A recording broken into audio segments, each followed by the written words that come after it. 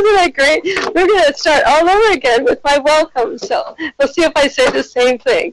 Welcome to the 2016 Miscod Legislative Forum. My name is Joan Wilshire, and I'm the Executive Director of the State Council on Disability.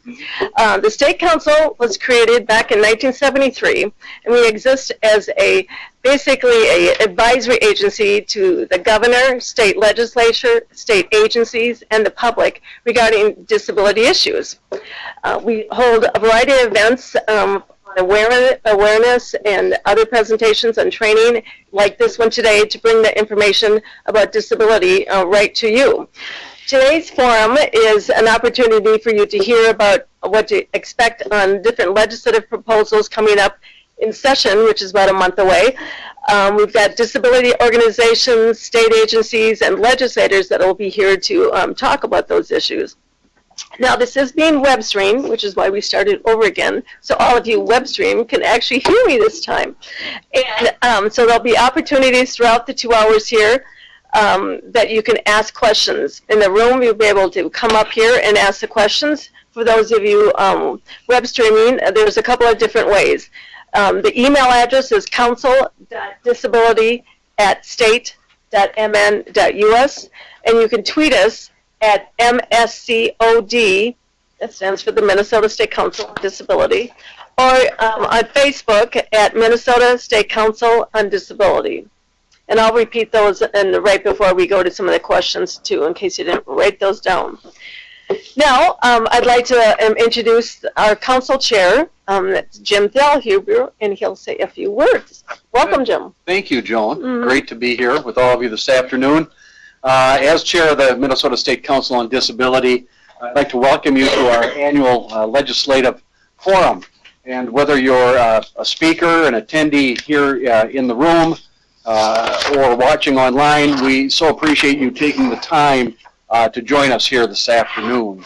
I always look forward to this forum every year because it offers, I think, a great opportunity to immerse ourselves in the issues affecting Minnesotans with disabilities on several key critical issue areas before the state legislature convenes. Gee, in what, less than a month now? Less than a month, January 3rd.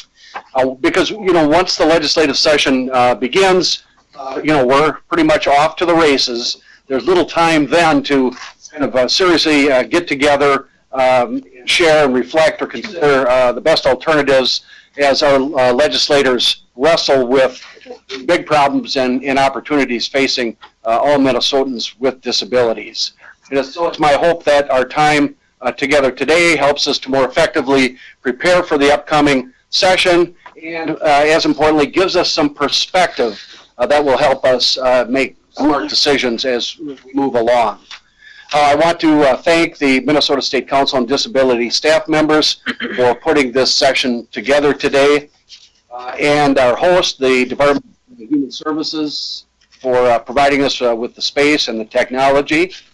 Thanks also to legislators, officials, advocates, others who will be speaking today.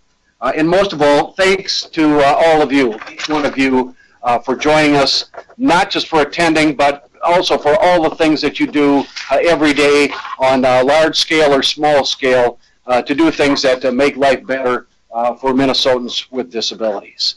And with that, I will turn the program back over to Joan. Okay. Let's dig in. Yep. And this becomes our hot seat. A lot of folks would be coming in and out, so this is Jim's time to exit, and we'll bring up, everybody knows, Senator Jim Abler. Senator Abler represents Anoka, Senate District 35, and is the incoming chair of the Senate Health and Human Services Finance Committee. So we just want to know all the good, juicy details of what's going to be happening here in this session. Sure, just between you and me. We won't tell anybody else. Between you and I. Well, we'll turn the mute button off, and we'll do that all over again. Great. Well, what do you know? Well, I'm excited to be back. I never thought I'd be a senator, and I never thought I'd be a chair, and so here I am both. And thanks to the people of my area, and it's nice to be back with so many familiar faces in this room, which is jammed. You can see in the other places, but it's the what's that Dickens thing? It's the best of times and the worst of times. And there's challenges everywhere. And the process, the system is full of people who mean well and who want to make it work better and who want to give everybody the chance to be all they can be, regardless of their status and their where they what they need help with. And I'm all about that. And so just to make you feel better, the general revenue, the general fund spending in this biennium coming up is $2.5 billion over what it was before. The bad news is you go like, really? What did we buy for that? So we'll be looking into that, and we'll be setting priorities. Among them is the people with disabilities and those who are represented here today. This has always been a high priority, well, for so many people. So let's make it practical. Let's give people the chance to live where they want to live. Let's give them a chance to work where they want to work and to be all they can be and to be a key part of our Minnesota infrastructure. Because frankly, we need everybody, and everybody deserves a chance. And so that's what I'm going to be looking into. And I was last a chairman in a different time in 2011 and 12. You may remember those times. Some about a $6 billion deficit. So the good news is there's a little bit of money. The bad news is everybody wants it. We've spent probably $6 billion in people's mind out of the $1.4 billion that we have. But so as my door is open, and I would like you to come visit me if you have ideas about how to take better care of yourself. Whether you're in an agency or you're simply one individual living somewhere and you have some thoughts. The successes we had in 2011 that still carry forward were because I had 400 meetings with people, 400, including you. Yep. Several times. You had about 3 of those, yeah. And listening to people who actually experience the services, experience it not working or working well. And so if it works well, we should do more of it. If it's not working, let's stop doing that. So, and actually my number, if you want to call Karen, who would love to hear from all of you today at my office, is 651-296-3733. So 3733 is the active part of that. All the rest of our phone numbers are the same, 296-3733. And we'll give you 15 minutes to come in and tell your ideas, and I will predict if 10 people come with ideas, 4 of those are going to be something we're going to work on because they're practical and doable. Some of them are just impossible, but don't not come because you think your idea is hard. Hard might be better. So if people want to ask questions, I've got time for that. Whatever you have time for, Madam Chair. We're going to do questions in just a little bit. Are you able to stick around for just a little bit? No, I have to go start solving these problems, so I'm sorry. Anyway, but so... no, can you stay? A little bit? No, you can't. Okay, then we're going to do some quick questions then. Okay. So we'll start in the room, and again, those of you out in web streaming land, again, it's council.disability@state.mn.us, or tweet us at MSCOD for questions, and then Facebook, Minnesota State Council on Disability to message us. Let's start in the room. If you have questions, I will need you just to come up and speak in one of these octagon-shaping black little microphones on the table. Anyone wants to come up and ask a quick question? The senator here. This is live. This is great. It's your chance. Well, they want to come to my office. That's okay, too. That's okay. But here, Oh, Mr. Jeff's Banford, he's a shy lad. Yeah, he's a good guy. Yeah, he's going to ask a tough one, so be ready. Good afternoon, and Joan and Senator Abler. It's nice to see you here today. We all in the disability community consider you a friend of the community, of the disability community, and are really happy that you're here today. I guess more of a technical question, and we know the general overview of the session, and as one who is coming back out of retirement to perhaps venture back into the world over there, have you guys have the leadership of the House or the Senate made any determinations, or do you have any ideas of when the targets will start to be set forth between the various major pieces of legislation like education, higher education, health and human services, and the such, that will give us an idea as to when we should, propose our ideas to people like yourself, and what kind of broad, I know haven't been hammered out yet, but maybe some kind of a broad timetable you can give us as far as when the session starts, when it does end, and when we need to get our legislation in here. Thank you. Yeah, oh yeah. And then welcome back. If you don't know Jeff, he's just been a tireless champion. And He's tried to retire. I know, and so he's drafted back. We won't So let welcome. him. Well, actually, let me just give a little bit of structure about that. The targets never come out before the February forecast, which comes out at the end of February. So I would predict targets at the earliest will be out middle of March. But we're going to begin working the first chance we can in our committees. And by the way, I can give you the committee times were announced today. So I have news. That's good. Great. I have news. Yeah. And I actually lobbied for a convenient time for people to get there. Thank you. How's 3? 3? 3 o'clock. Wow. So my committee meets Monday and Wednesday at 3, and it'll drag on till it's scheduled till 4:30, but I assure you it'll be there till 5 a lot of times. And if it's going to be past that, we'll let you know. I expect virtually no evening hearings unless we just have a ton of something special to work on, which we'll give people notice about. So I'm really happy about that time. And the nice thing about that time is it's far enough from these floor session times that it probably won't be stepped on. Like you've had to sit and wait and wait. And so I'm not a fan of evening hearings. I'm not a fan of Friday hearings. And so 2 days a week, Monday, Wednesday, 3 o'clock, policy and finance all together. If you're interested in the senior issues, that's going to be the first committee time on Wednesday morning with Senator Housley. And for the healthcare folks, it's going to be Tuesday, Thursday, also in the afternoon at 3 o'clock with Senator Benson. And so anything that's related to healthcare is going to be on Senator Benson's watch. If it's a medical assistance, PMAP, Minnesota Care, benefit, question, policy, navigators, all that's going to go in her world. And the way it's set up now is we'll have all the human service matters before us. So to your question about when you get going, now would be good. Because we're going to, like I said, I had 400 meetings in 2000, before Christmas and into March. So ideas take time to craft, they take time to have fiscal notes. And so, but we have to have ideas, and they have to get going. And so the target, I predict, will be a modest target at best, and I hope it's not negative. I don't know what the forecast is. A little soft on, it's not like a big booming forecast, it's a stable forecast. And you know, whatever we do has a lot of future costs that go into it. And so, one thing else I'll say, and then, I don't know if I said this, but what I imagine we're going to work on is, what do we wish we had for a system? How many people do we wish could stay in their homes longer? And how many people really need to be in a more structured environment, and can we put them, what if they can have an apartment and room share with somebody, or if you have their own? And what would we like to have people be able to do for flexibility and freedom? And some need a lot of support, need a little. So let's start rebuilding that system. And it turns out, curiously, that system costs less. How do we help get people who want to be on the service side into a career track to want to hang around for their entire career?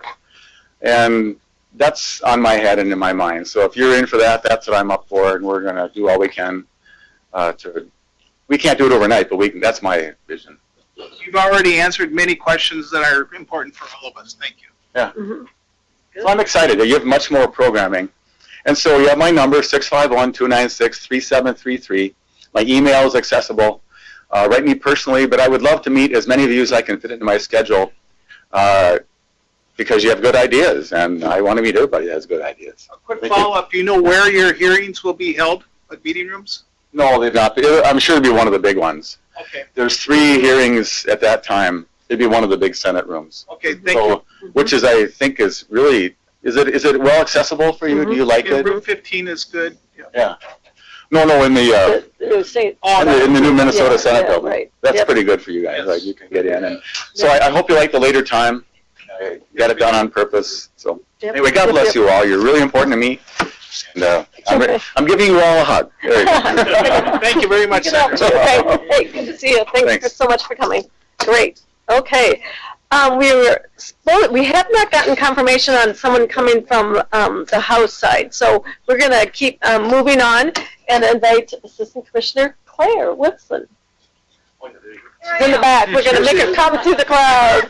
I'm here. I know. It's so many humans in here. Yeah. And it's hot. Don't count how many, because there is a limit. And, We're just going to I'll acknowledge just that call the right now. fire marshal right now. Yeah, I hate yeah. having my back to people. Well, but I just we need can't to worry about that. No, because when we do these, you need to concentrate and speaking right into here and looking into here for the web. Okay. Okay? So you're not really ignoring the folks in the room, but you kind of are. I know. I'm not really ignoring it. I kind of am. I need you to concentrate and looking forward to So, getting into hi there. everybody. Welcome. Thank you. Now, Yeah. you just got appointed in June. In June. So tell us what you're up to, what you're doing, a little bit about your background, and want to know who you are, Claire. Great. Well, hi everybody. I feel like I've spoken to a plethora of you in this room already, but my name's Claire Wilson. I am the Assistant Commissioner of the Community Supports Administration, and my administration oversees chemical health, mental health, disability services division, housing, deaf and hard of hearing services, and HIV/AIDS. And that's it for this week. And as Joan said, I was appointed in June. Prior to coming to the state, I was the executive director of the Minnesota Association of Community Mental Health Programs. So I worked with safety net providers on mental and chemical health policy. Prior to that, I was with the Secretary of State's office for several years, doing outreach and engagement with communities who typically under-participate in elections, and got to meet many of you through that work, which was really exciting. Prior to that, I was at the Walk Literary Center, teaching kids how to write. But I started my life in the Twin Cities, actually, when I came here in the early 2000s to get sober.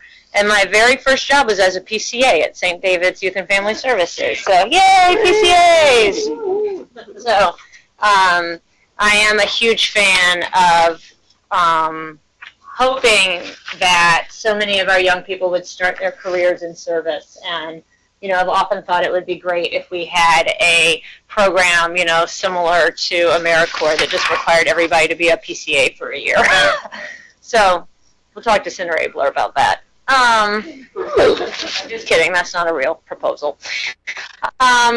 So I am, you know, I come to the state really with the heart of a community organizer, and am really excited to be working with you all this session and beyond to really look at how we can make our services and programs as person-centered as possible, as streamlined as possible, and also to make sure that they are flexible enough to meet people where they are at any time in their life or at any time in their spectrum of recovery. And I also want to recognize that, you know, is not going to happen unless we also address the workforce issues. And that really is and continues to be one of our most critical issues in front of us. And so I'm really looking forward to how we can all engage and work together to address some of those issues. And then I think Joan just wanted me to do a brief overview of some of our legislative proposals. Yep. So I am just going to briefly, just so we're all on the same page, so we are developing proposals, of course, for consideration in the governor's budget. No decision has been made about what will be included in the governor's budget, but in the spirit of cooperation, I think it's good for folks to know what direction we're thinking about. And many of you have already been engaged in the development of some of these proposals. In the Disability Services Division, of course, we are looking at a landscape that's right now being shaped by several things. I mean, one is the HCBS rule, one is the Olmstead Plan, and then one is just a continued recognition that as more people access long-term services and supports, we need to figure out different ways for there to be provider settings and standards so that people are living in the community of their choice with the services that make sense. So really, this package is informed by that and informed by true person-centered change so that we can begin to get to the services that reflect people's needs at particular moments in time. So one thing that we are proposing is what is actually called person-centered systems transformation, which is ongoing work with organizations to ensure that staff has person-centered training and to make sure that services are delivered in a way that is person-centered. And then it also provides funding to do person-centered planning sort of distinct from case management, so fulfilling those person-centered planning protocols. This is really, I think, one of our most critical proposals that are under development, because really, to really see person-centered planning come into be a fully realized project, we have to have systems change throughout organizations. That includes lead agencies, it includes within the state. So some of that work is already underway, and we do have some community of practices who have been working with the person-centered training and just have been really impressed with the outcomes. Another proposal that we're developing is an electronic marketplace. So this would be an opportunity for people to access services through an electronic marketplace where services, instead of the provider sort of bidding on you, you are able to bid on the provider. This is something that's been under development in other states. And this is really kind of a two-phased project. I mean, one sort of developing what it would look like, how we would get to a work plan, and then developing and implementing an online marketplace. So probably by the time we get that developed, the web will be something totally obsolete, but we'll get on that. We're also looking at increasing the individual PCA hour limit to 310 hours a month. So that's currently at 275 hours. Again, this is kind of to address the ability for people to work more hours, just as a step to kind of getting closer to filling some of those gaps. We're also going to be making some recommendations around further studying individualized budgeting, because we know that this is an important way that people can control access to their own services. We are looking at 2 exceptions to the corporate foster care moratorium, one being the residential care services, which will be sunsetting or ending at the end of the year, so an exception to allow people to access services who were in those settings. And then for some settings which currently sort of look and feel like foster care but are not licensed as such. Then we are also looking at adding competency-based training for 245D licensure, looking at a study to think about, so again, this is just a study, to consider the potential for consolidating the waivers. So are there ways that we could administratively look at creating less inefficiencies in terms of the ways that we administer the waivers?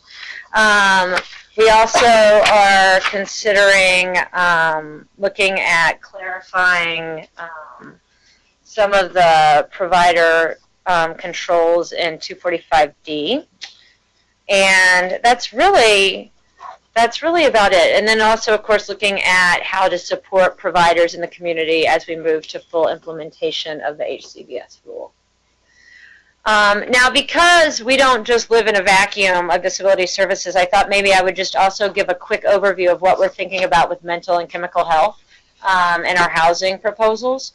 So we also have been working for several years, of course, to work on GRH and look at the way that it is accessed. So we have been developing a proposal that would consider moving, now I'll tell you what it's going to consider.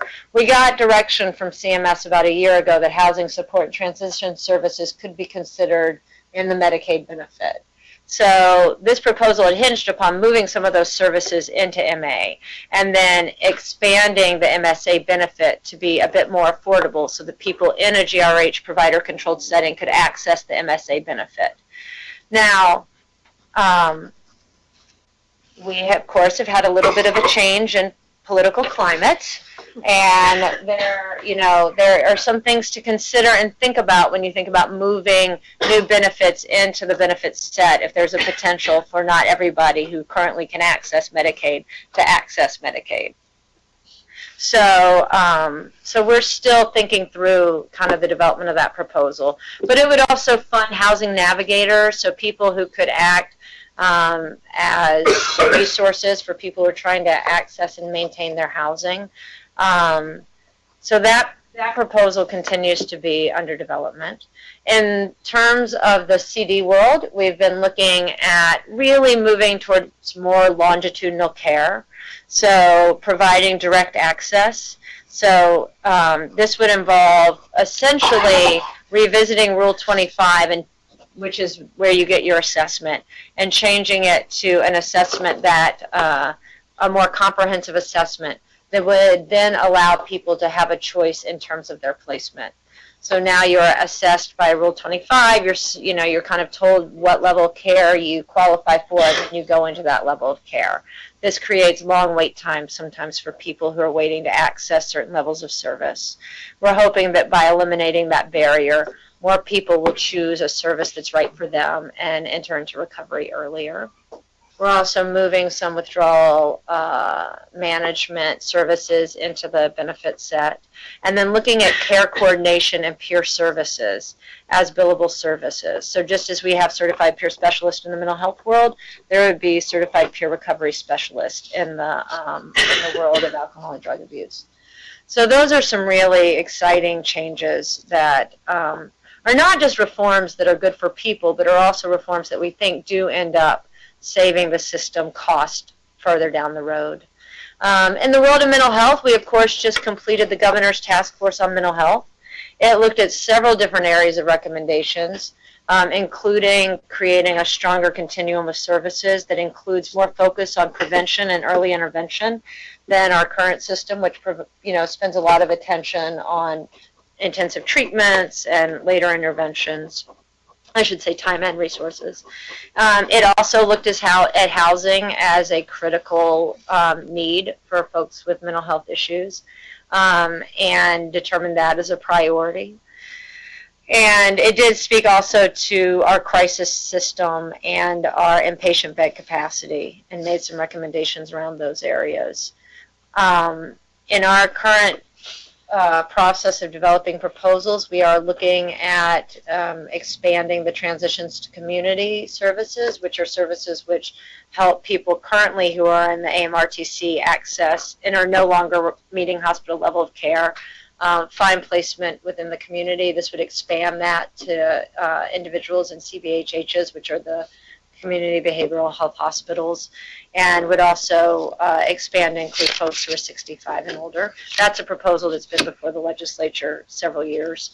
And then also looking at creating some standards or solidifying the standards around our crisis services as we move to 24/7 mobile crisis response in all 87 counties, which should become a reality this year. And then expanding our forensic ACT teams, which are sort of community treatment teams, which currently function both in the community and also in correction settings. So again, kind of throughout the development of all of those, we are looking at how to make services more responsive to the needs of individuals when they're in certain moments in their recovery. So taken all together, it's a really comprehensive package. There's lots of moving pieces.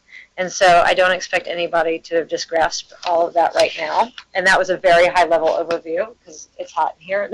It's hotter now. It's hotter now. But I'd be thrilled to answer any questions if folks had them. Sure, we can do some quick questions right now if somebody has them. Questions? What? Who's someone? Chris? Chris. Well, you have a loud voice, so I'll let you sit back there and use your big boy voice. Hi, Commissioner. Thanks for coming. Do you have any position on increasing the wage rate for PCA? Can you repeat the question? He asked if I had any position on increasing the wage for PCAs. Do I have to answer all the questions? That's, I'm just kidding. I'm just kidding. Do I personally? Yes, of course. I cannot. So right now, there are other. I'm not touching on all the proposals that are under development, and we are still currently in negotiations with PCAs who are unionized with SEIU. So all of that is sort of still a moving target. Do I personally support I mean, an increase in the wage? Yeah, Is I DHS, personally do. is DHS likely to support, on behalf of the administration, a wage increase for PCS? Like I said, I think there's several pieces that are still in development. okay, there was, okay. And speaking, Or stay here. why don't you come up, because I'm just worried the folks, in web streaming land are not going to hear, and these are very technical little hearing buds here, so, What am I speaking to? great. Okay, Sorry. yep, you can come this way and speak into that one right there. Okay. Yep, Oh, great. had to press the button or hold? You So I can, press the button. yep, that one, Okay. either one of them. Alright. Hi. I've Hi. never done this before, so Yeah. I'm brand new, literally.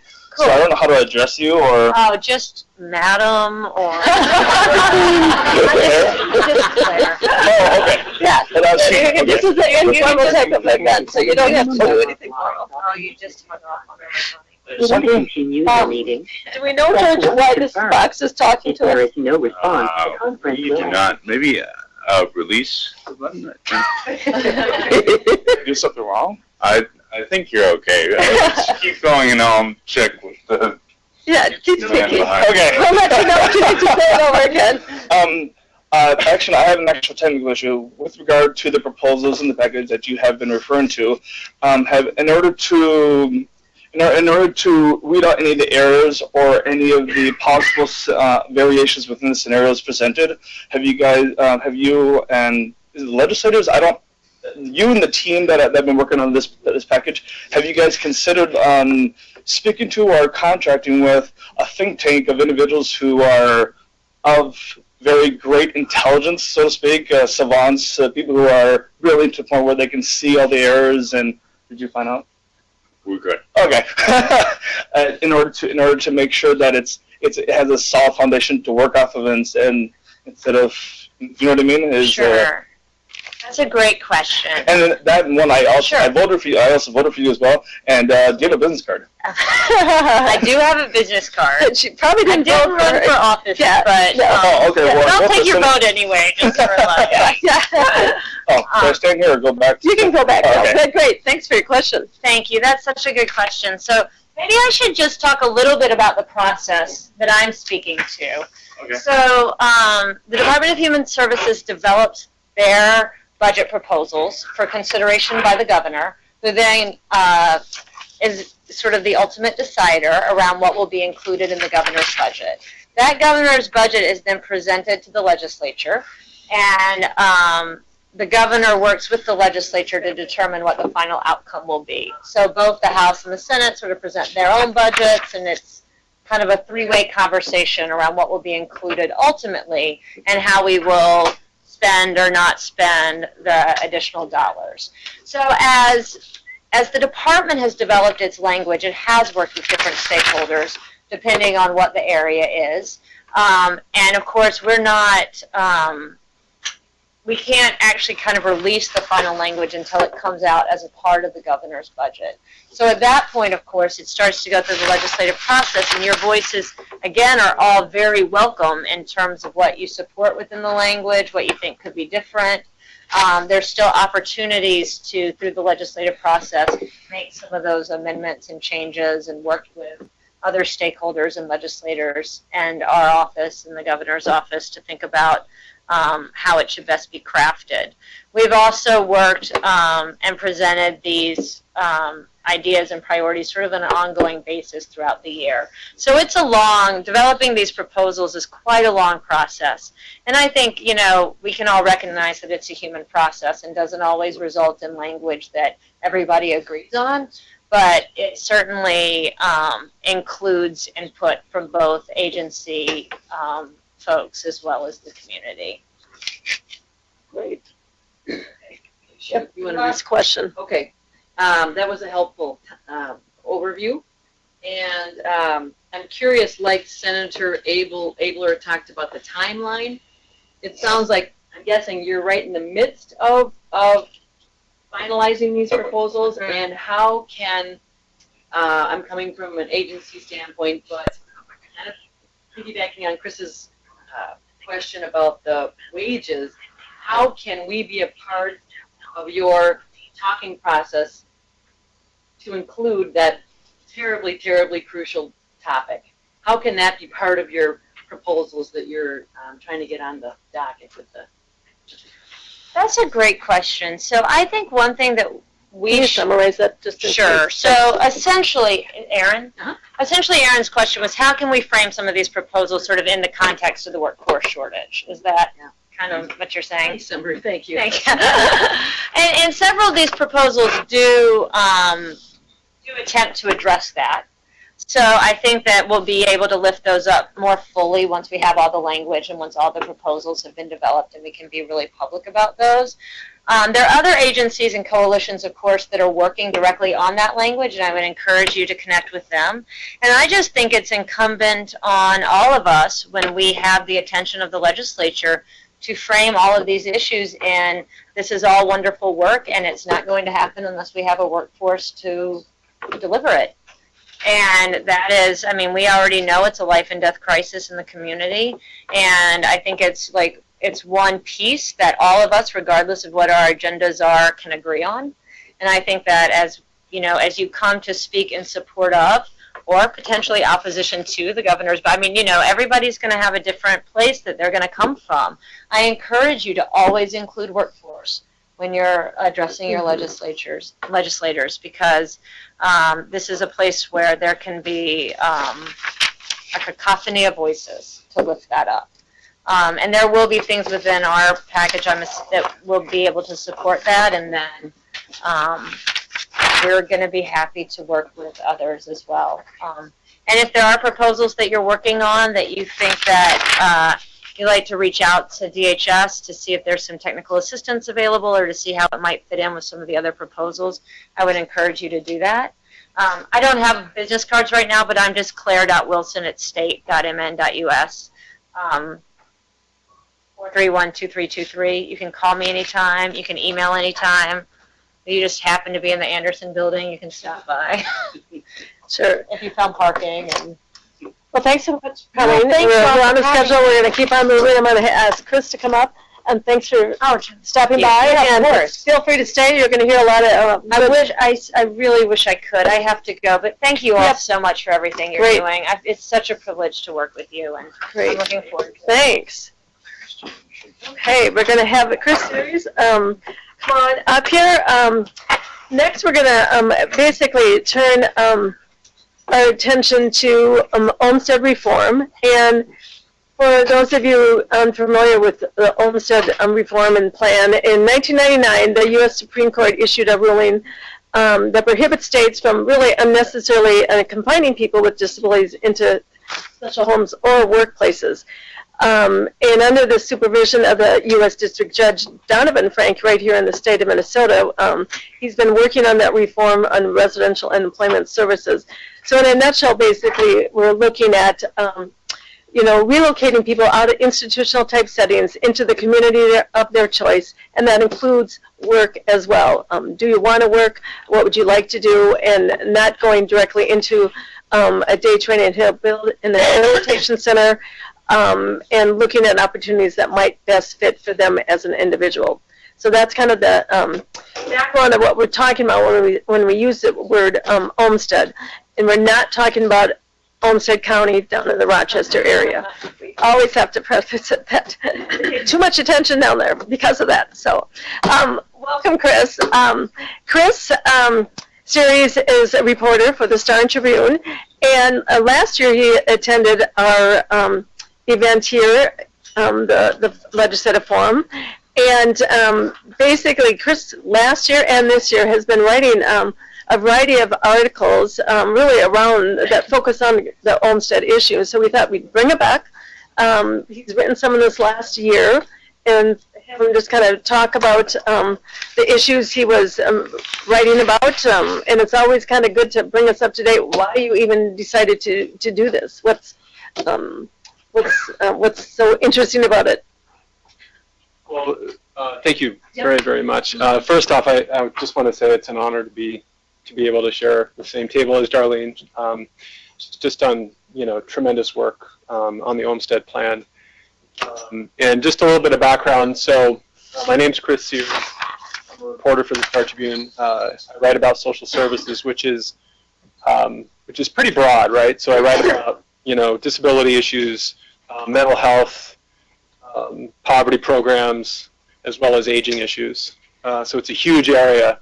I will say that over the past 2 years, I would say about, at least 60% of my reporting has been on disability issues, and Olmsted has been a huge piece of that. In 2013, the draft plan came down, and unlike people here who are on the front lines, I actually did not know what the Olmsted ruling was. So I had to go back and read, Judge Ruth Bader Ginsburg's ruling from 1999, and it was illuminating. And I realized what a huge challenge it is for the state. And that really became kind of the prism through which we viewed our disability coverage from that point forward, through, Olmsted and through the ADA, specifically through a civil rights prism.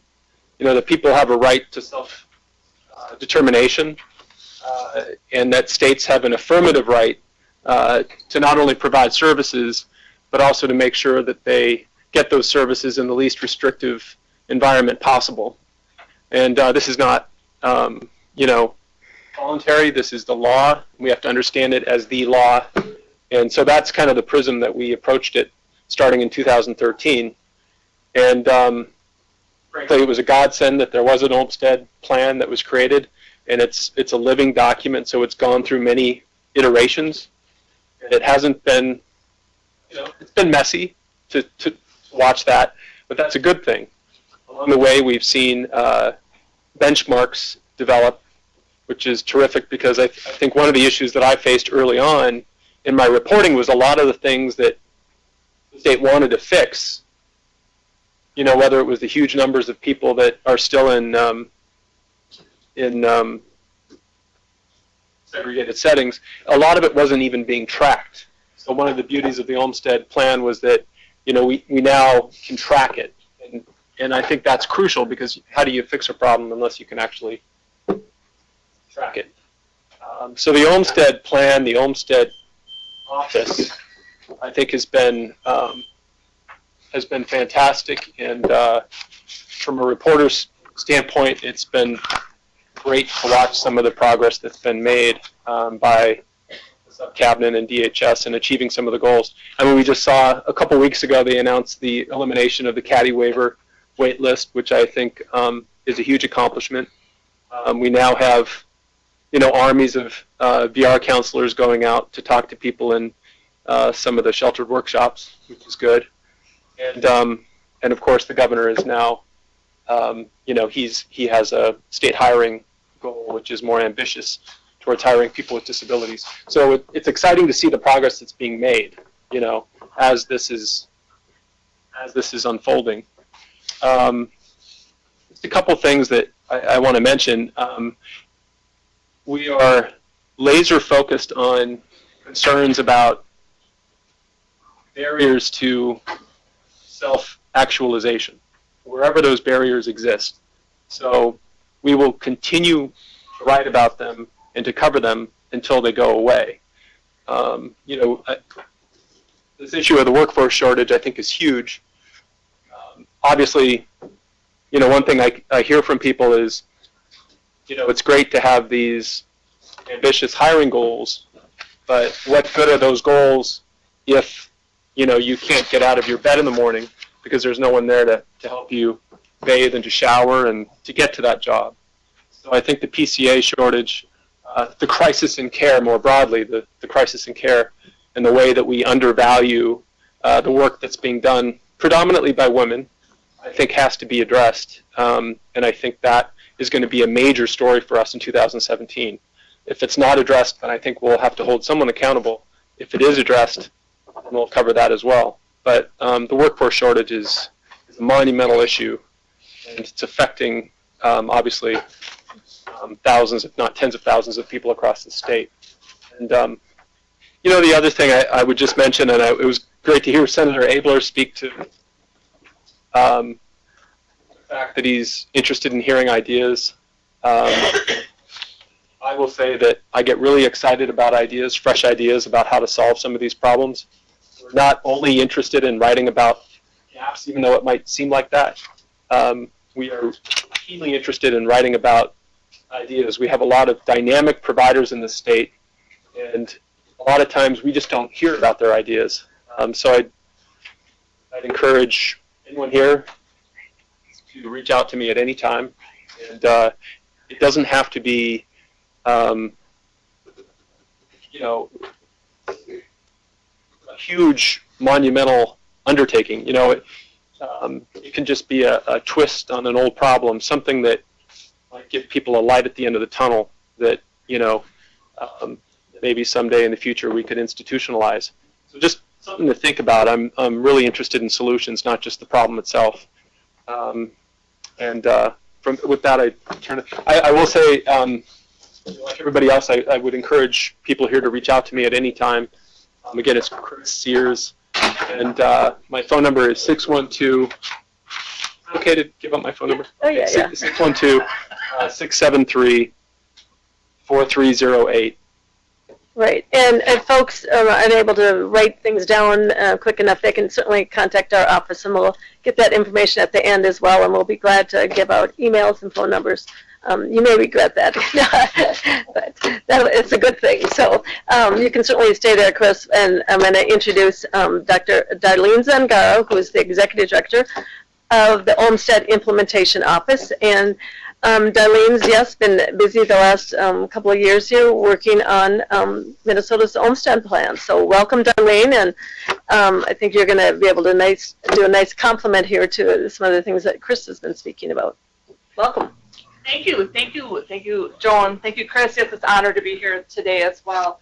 I was here last year, and again this year. What a wonderful opportunity to give you a little bit of an overview of what's been happening over the year with the Olmsted Plan.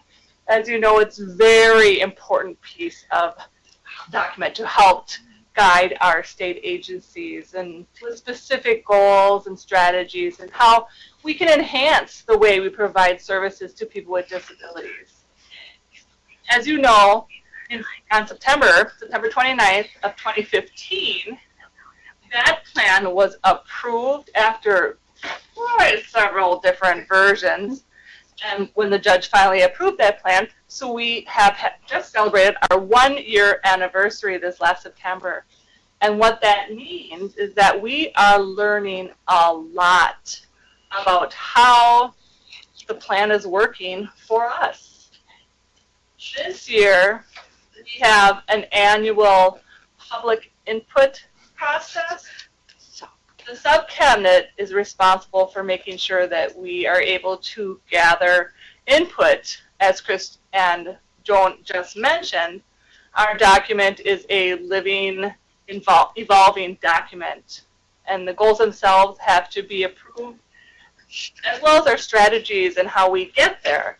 Oftentimes we look and trying to do some adjusting to maximize our opportunities to achieve those goals. We just did our first round of public input process, and we received many feedback and information regarding to the workforce shortage as well.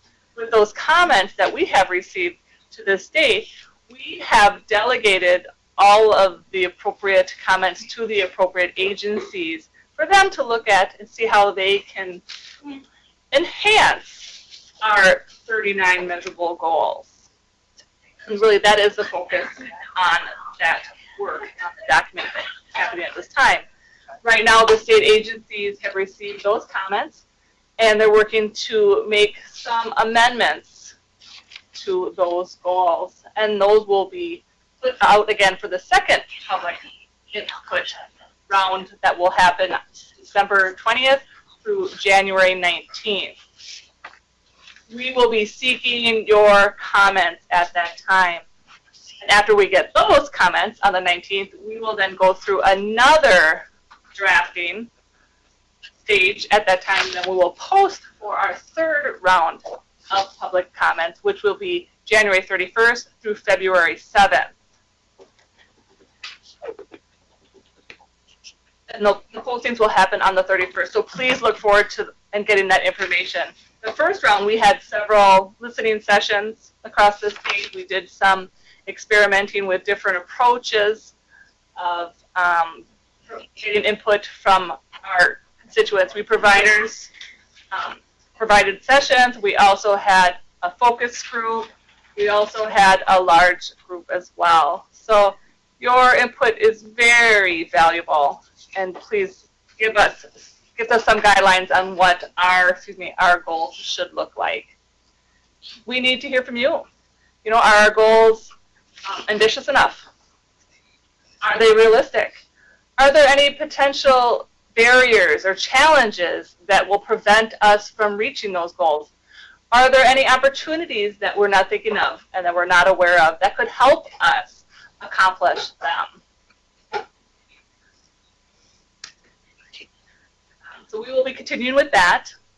Really, that's pretty much an overview of how it's going with us. And again, any of your groups want some more information about the Olmsted Plan itself and how we are getting there, we are always available and willing to come out and do some education, some more work about the Olmsted Plan. And really, it's your opportunity to and to take advantage and leverage the plan because it's yours. It's your plan. Great. We've got an opportunity for just a couple of questions. Are there any folks in the room? Mark, can I get you to come up? And, I just want to take this opportunity, Mark Hughes, former board member of Minnesota State Council on Disability, executive producer, Disability Viewpoints. I want to take this opportunity. Thank you for coming out this afternoon. I understand we're going to be on the air together in January of 2017. I think you've done some great work, and I think what people need to know here is that if the staff of the Star Tribune and some of the bigger media outlets are willing to work together, we need to work together to find new ideas, understand each other, and the production will be much more streamlined, and I think we'll get a lot more done. So I just want to say thank you for what you've done and what you continue to do. Thanks, Mark. Thank you. comments, and I know we keep checking email, and that's council.disability@state.mn.us. All of you out there sitting in the comfort of your desks at home or at work, please feel free to ask questions. We're waiting to hear from you. But anybody else in the room? Because otherwise we'll keep moving on. We've got a packed rest of the hour. Okay. Thanks again for both of you. Do you have one more comment? Just one more, yes. Again, I know Chris has given out his phone number, so a way to give us some more public input is to either email, our phone, or in person. So please feel free to reach out as best way as possible, whatever you feel comfortable for you. Our number is 651-318. I'm sorry. Let me give you a different number. 651-296-8081. And also, we have a new staff person. She is our community engagement / communications person, and she will be responsible to making that outreach for the people in the community. So I'm hoping that you will help us and help her feel more welcome. Her name is Melody Johnson, back here. Mm-hmm. So we are trying to enhance our communications across the state and the community. So thank you very much. Great. Great. Good opportunity. So thanks again, both of you. Feel free to stay as well. Okay, moving on. Now we're going to have some individual organization certainly talk about some really important opportunities. Let's see, Erica, if we can. Do you want to? Why don't you go ahead and come on up? It's dear to want us to come up, or it should come up, because it's, I think it's just easier for everything. So, Erica, and we've got Rebecca, and they're going to be talking about medical assistance reform, which is a hot issue always here at the Capitol that we do a lot of work on. Erica's from Minnesota Brain Injury. When I do that, we never have enough room here. I'll try to move over. No, we're good. From the Minnesota Brain Injury Alliance, and also along with a Minnesota Consortium for Citizens with Disabilities as well, which is going to be a major legislative issue. So I'm just going to throw it over to you and take it away. All right. Thanks so much for the opportunity to talk. My name is Erica Schmiel. I am with the Minnesota Brain Injury Alliance, and I'm here with Rebecca Preston, one of our citizen advocates who has been advocating to state legislators for several years at the Capitol about medical assistance. And medical assistance for people with disabilities is going to, once again, be a top priority for the Brain Injury Alliance, as well as one of the top priorities for the Minnesota Consortium for Citizens with Disabilities. Now, I want to remind people in this room, as most of you know, medical assistance is really important for people with disabilities because it gives them access to the home and community-based services through the MA waiver program that supports independent living. That's why we keep coming back year after year, because it's that important to advancing the independence of people with disabilities. Now, the problem that we're addressing with legislation is the eligibility limits for people with disabilities to qualify for medical assistance are way too low. And what's happening is it's forcing thousands of people with disabilities deep into poverty to get the help they need to live independently. Now, let me say that again. The program whose goal is to support independent living is impoverishing people with disabilities to qualify. Now, clearly, those medical assistance, the policy in our state, and those limits are a significant barrier to advancing the independence of people with disabilities and truly allowing them to successfully live independently in the communities of their choice, how they want to live. It's a significant barrier. So I want to take just a minute, because I know this issue gets a little dry, but I want to explain just how low those eligibility limits are. Now, first of all, I want to make it clear that state policy determines who qualifies by setting monthly income and total assets. So for people with disabilities in the state of Minnesota, qualify for medical assistance, they cannot have income that exceeds $990 a month. Now, if their income is above that, they can still access medical assistance if they meet a spend-down limit. And today, that spend-down limit is $792 a month. So what that means is people with disabilities are expected to spend their Social Security income on their medical bills until they are left with $792 a month to live on before MA starts paying. That's a major problem. The other limit is the asset limit to qualify for medical assistance for people with disabilities. It has been $3,000 total savings since 1983. And while it excludes a house and a car, clearly, you know, how many people in this room can maintain their house and their car on $3,000 total? Again, it's a major, major barrier. You know, so I'm here today to say that any legislative solution we're going to pursue recognize, and it absolutely must recognize, that independence, and this is true independence with options, with choices, requires that people with disabilities get to keep enough Social Security income and get to keep enough of their savings to meet their basic needs. And I'm talking basic needs. I'm talking rent, I'm talking food, I'm talking clothes, I'm talking toilet paper. That is the principle of any MA legislation. Now, I know it gets a little dry, which is why I have Rebecca Preston here to really explain the impact. What does the impact of the current policy mean on a daily basis to a real person? So, Rebecca, you want to trade places so we can get No, your- no. It's going to be we're good? fine. All right. No Okay. hopping So around. Rebecca's going to share a story on what life has been like on medical assistance with the spend down for the last 11 years. Hi, my name is Rebecca Preston, and I live in Hopkins. I sustained a traumatic brain injury in December 2005 when my car was hit by a drunk driver. Before my injury, I held 2 administrative assistant jobs. I was an avid writer and loved to read, play the piano, and sing. Since my brain injury, my short-term memory is so poor, I can't remember the beginning of a story by the time I reach the end. My left eye is now fixed and dilated, so seeing at night is out of the question. I am thankful for the CADIG waiver services through medical assistance, MA, that I've been getting for the last 11 years. My memory problems make it hard to do things that need to get done to live independently, like pay a few bills, interpret my mail.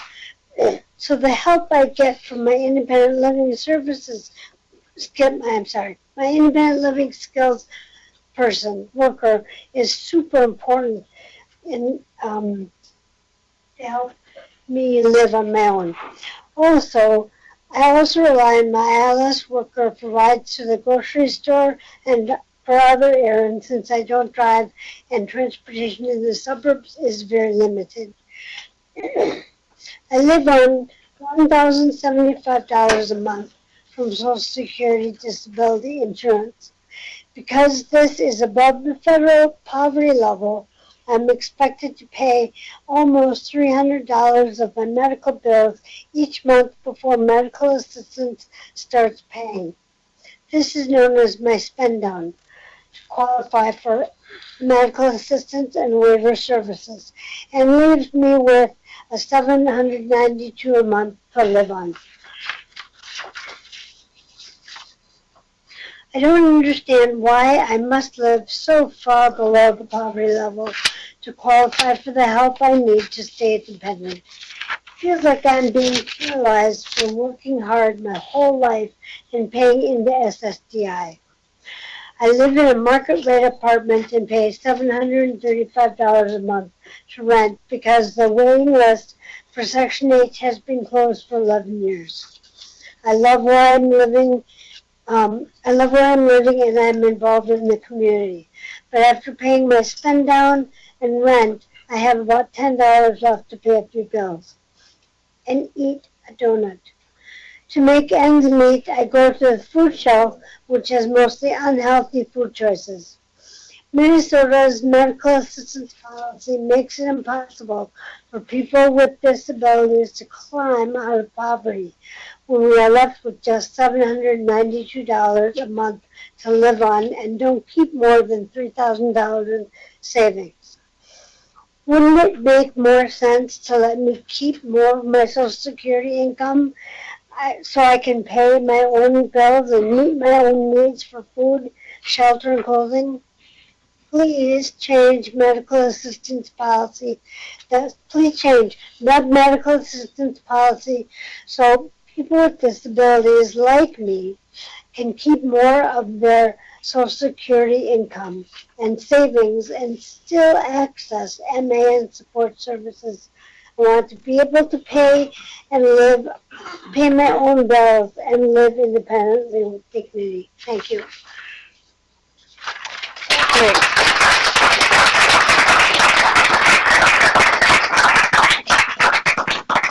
So you can see why Rebecca is such an important part of our advocacy efforts. It really makes it real when when she talks about she just doesn't have enough money to meet her basic needs and she has to go to the food shelf.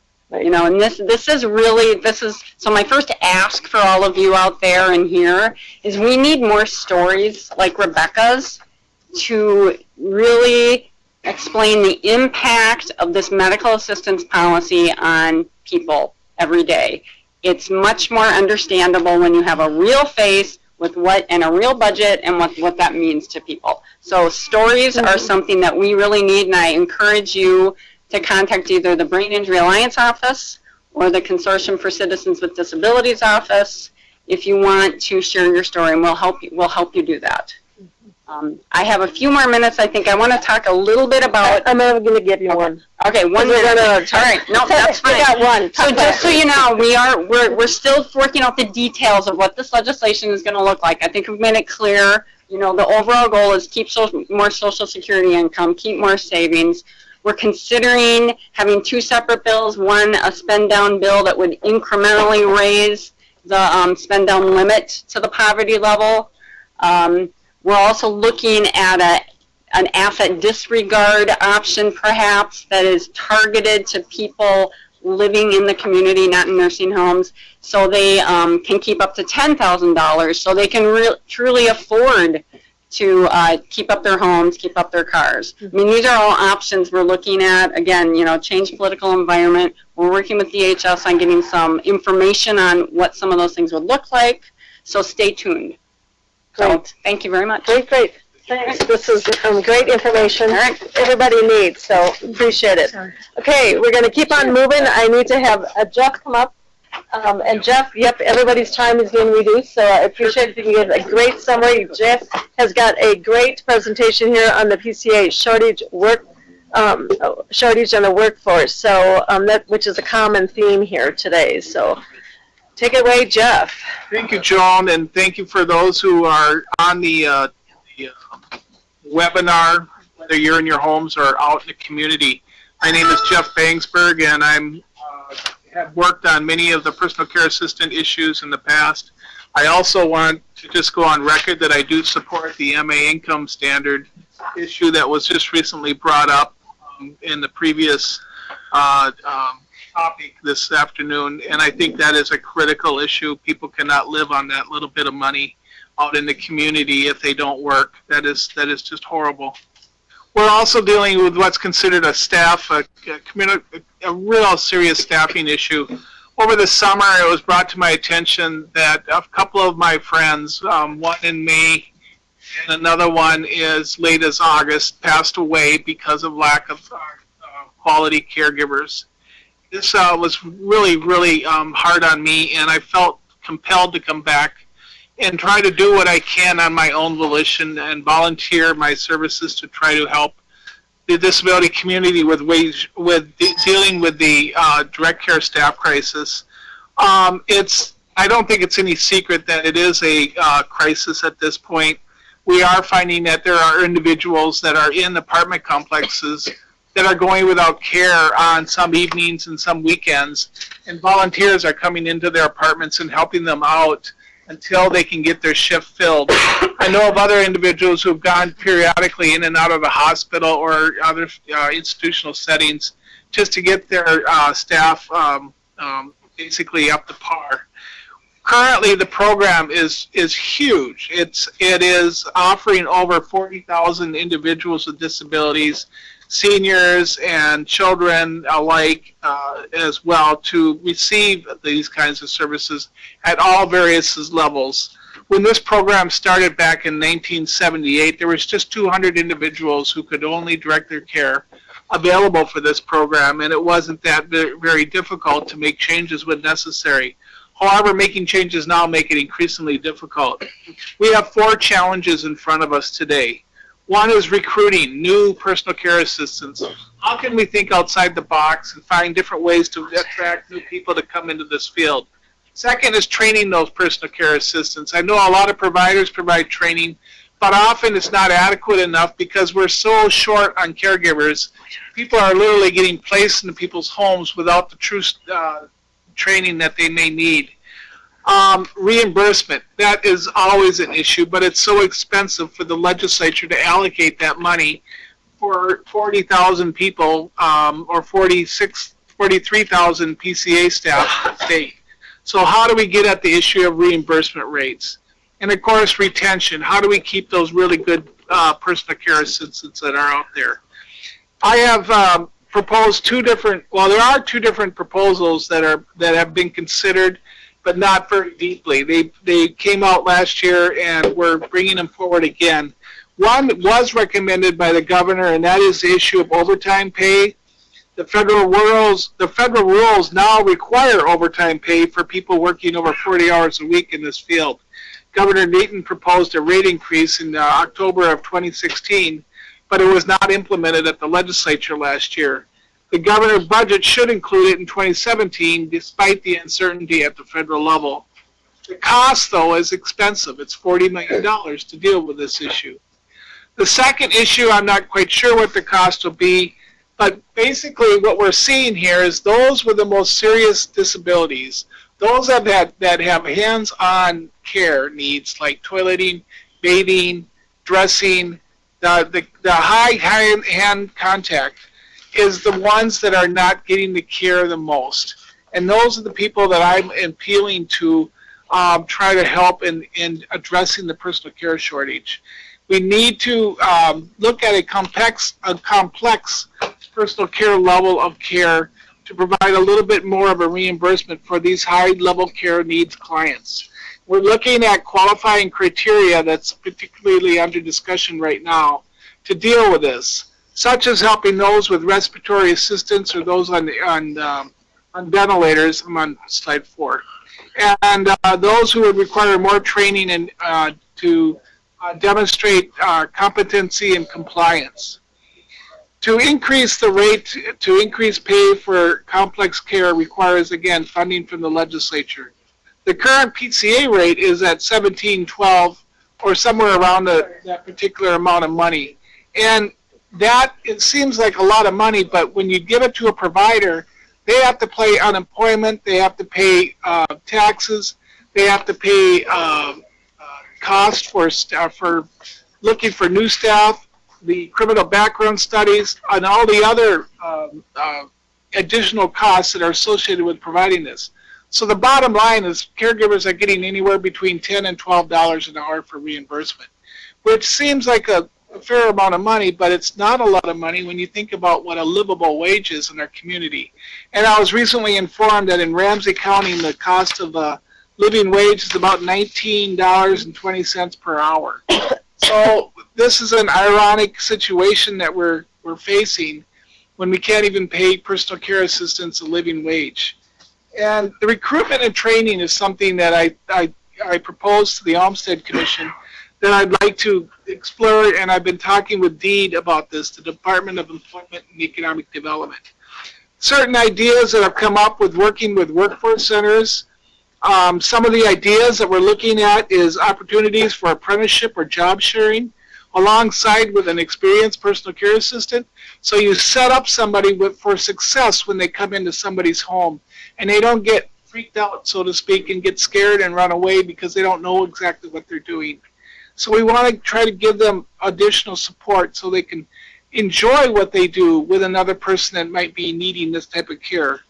We want to connect those interested with those hiring through the workforce centers and increase the training for complex care tasks. Maybe provide scholarships for home care careers while working at a personal care assistant.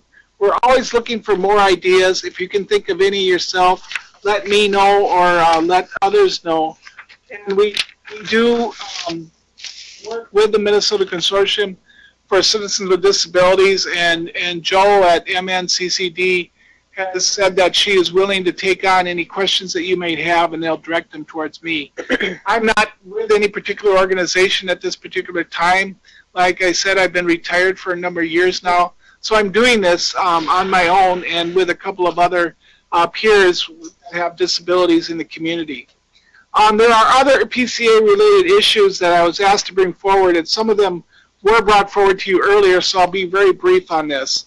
The new PCA program is called CFSS, which is Community First and Service Supports. Now, that's still pending at the federal level because that's part of the Affordable Care Act, which, as we heard from our new president-elect, that he is not going to, he's going to repeal the Affordable Care Act. So we don't know what all of this is going to mean for the new CFSS program, which allows a little more flexibility with the program. It allows self-directed budgets. As was mentioned by the Department of Human Services, They're looking to increase the number of hours as far as the caregiving program overall. We think that's going to be very helpful as well. And stay tuned about how that happens. And the new Congress and President were concerned that they're supporting Medicaid block grants. It seems like this comes up every 10 or 15 years. And this is the third time that we know about that block grants are going to come up. It's a wonderful way to bring about flexibility for the states to do something, but only with a lot less money that's attached to it. So that means we're going to be looking at a serious constraint of additional dollars if we see block grants coming down the road. We must be concerned about that. If you need a personal care or you realize Medicaid services, now is the time to contact your state senator, your state representative, your senator at the federal level, Senator Klobuchar and Senator Franken, as well as your member of Congress in the state of Minnesota, and let them know how important these programs are to you and for you. And there's a website, it's www.leg.mn.us, and it's the district finder, and that will help you find your lawmaker if you need to find that. But we need everybody's own stories. This is all about person-centered care. This is all about person-centered planning. And we cannot realize person-centered planning and person-centered care if we cannot get some of these issues proposed and addressed, especially with the new political environment upon us.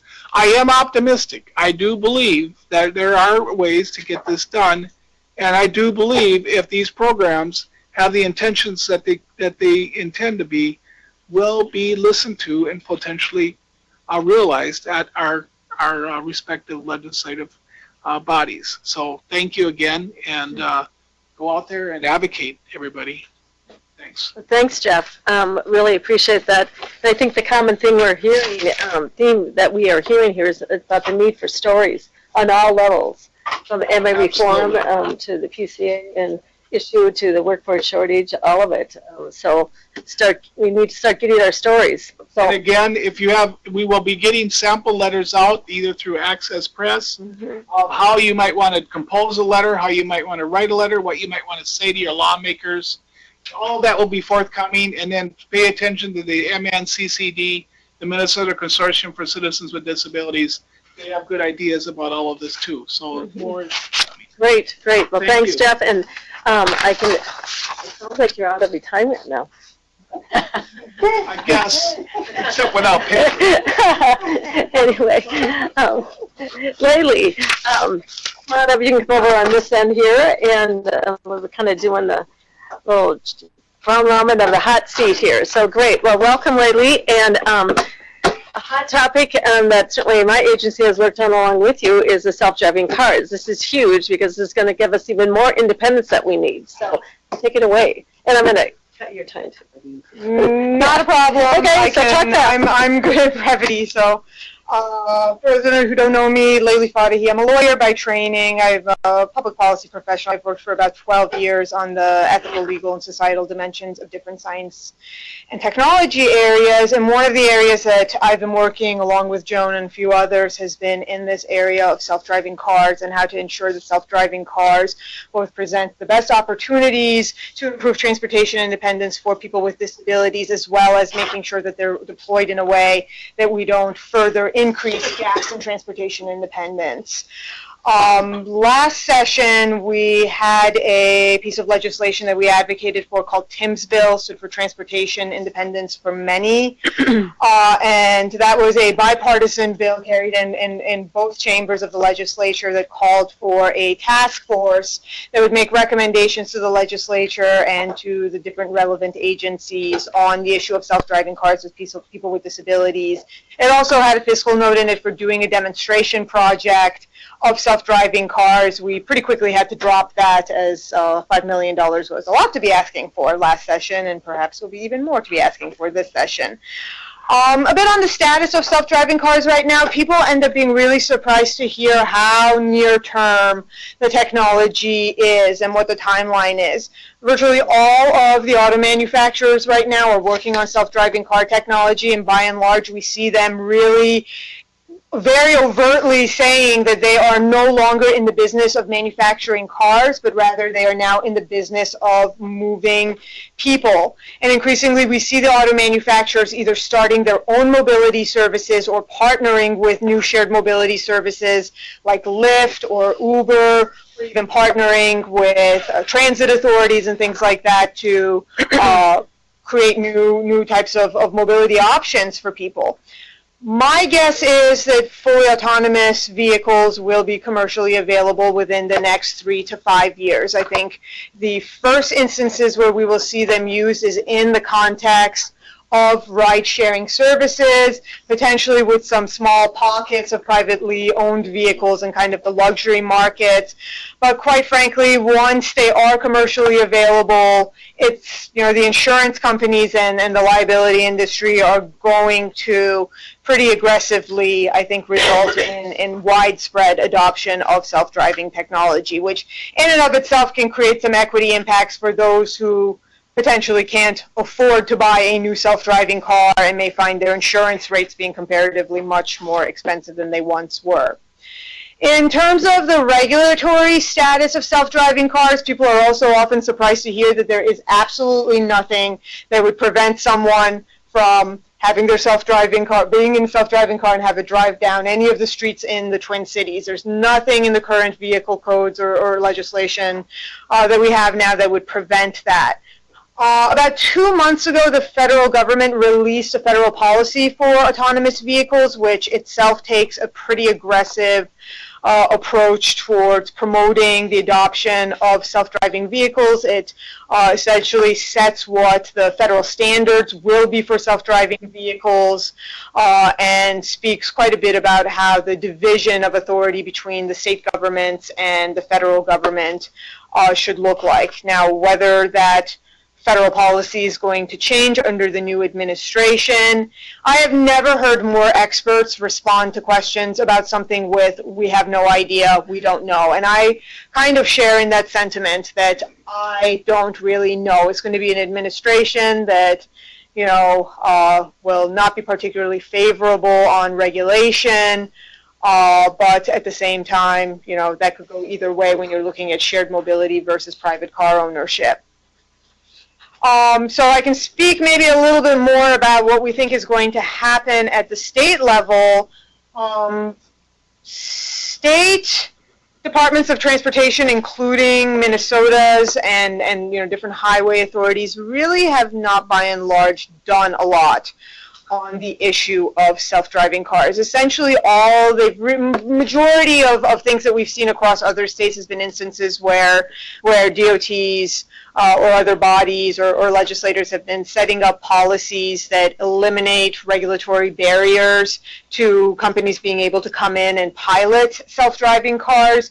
We really have not seen legislation or policies coming out of any states that seek to induce demand or drive the trajectory of the technology towards satisfying a particular social need or social good, such as providing new means of mobility for people with disabilities. And that has largely was what informed the legislation that we pushed for last session in this area.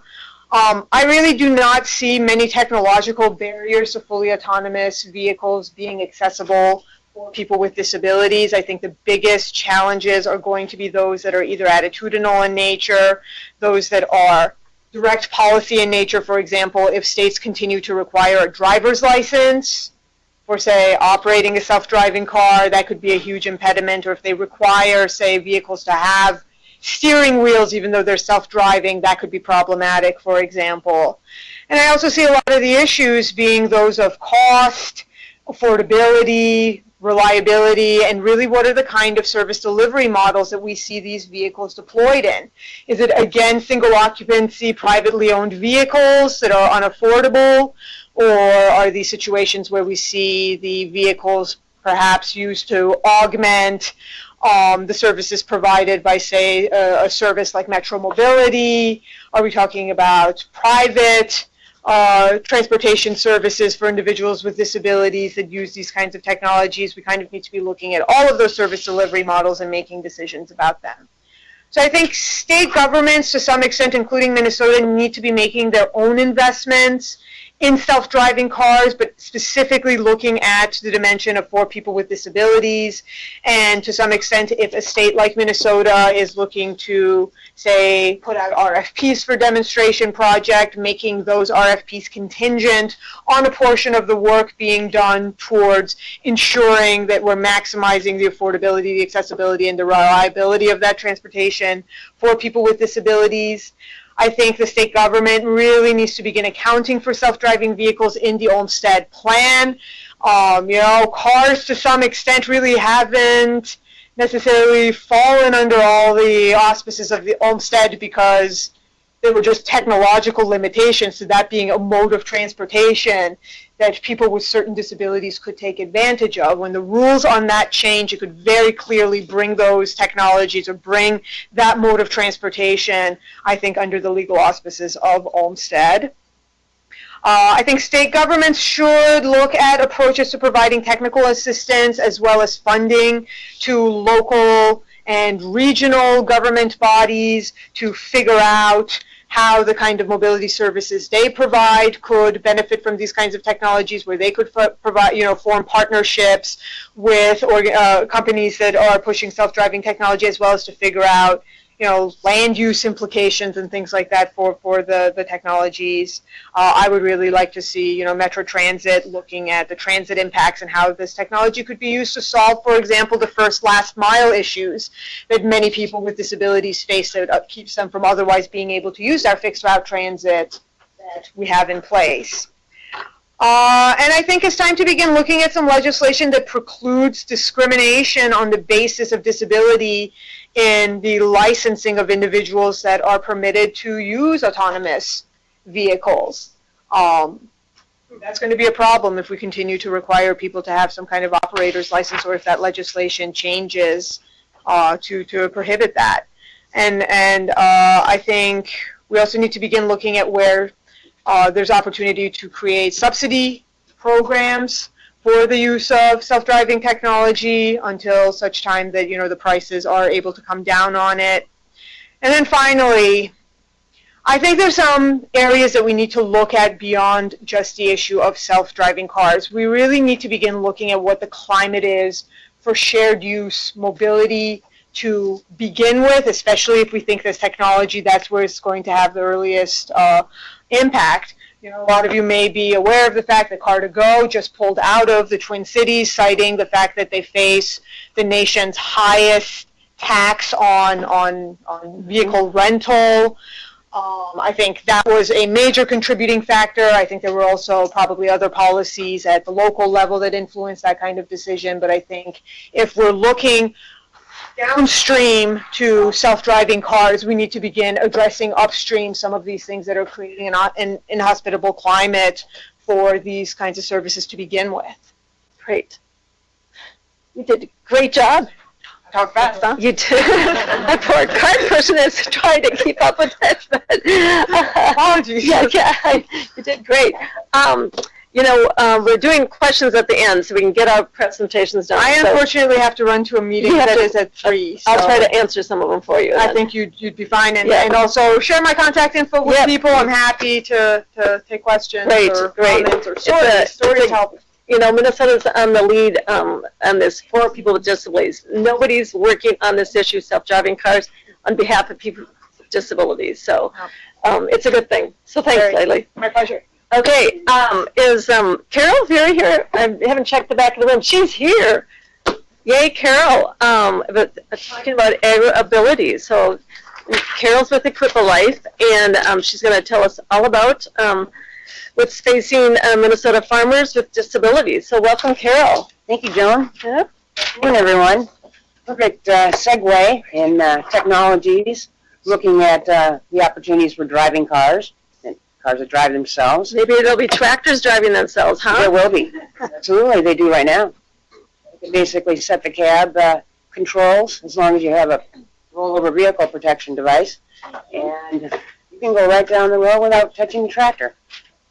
The technology that's available for people with disabilities is growing at such a pace that no one in the entire world can keep track of all of the different available technologies for people with disabilities.